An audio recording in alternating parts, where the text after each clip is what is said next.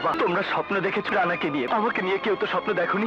নায়ক সালমান শাহ বাংলাদেশের দর্শকদের মনে জায়গা করে নেওয়া আরেক নাম নায়ক সালমান শাহ। জহিরুল হক ও তমিজউদ্দিন রিজভী পরিচালিত তুমি আমার চলচ্চিত্রটি ব্যবসা সফল হয়। পরিচালক জহিরুল হক চলচ্চিত্রটির কিছু অংশ নির্মাণ করার পর মারা যান। পরে রিজভী বাকি কাজ শেষ করেন।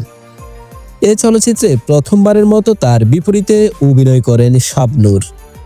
পরে তার সাথে জুটি বেঁধে একে একে সুজন সখী, বিক্ষোভ, স্বপ্নের ঠিকানা, মহামিলন, বিচার হবে, তোমাকে চাই, স্বপ্নের পৃথিবী, জীবন সংসার, ছাওয়া থেকে পাওয়া, প্রেম পিয়াসী, স্বপ্নের নায়ক, আনন্দ, অশ্রু, বুকের ভিতর আগুন সহ মোট 14টি ছবিতে অভিনয় করেছিলেন সালমান শাহ। সবকটি ছবি ব্যবসা সফল হয়।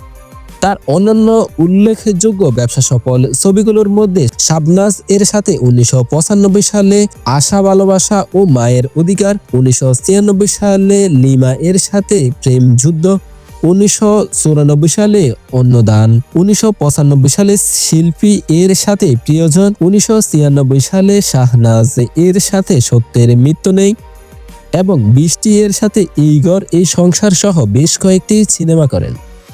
সালমান শাহ এর মৃত্যু হওয়ার আগে মন মানে না ছবির 50% কাজ শেষ করতে পেরেছিলেন।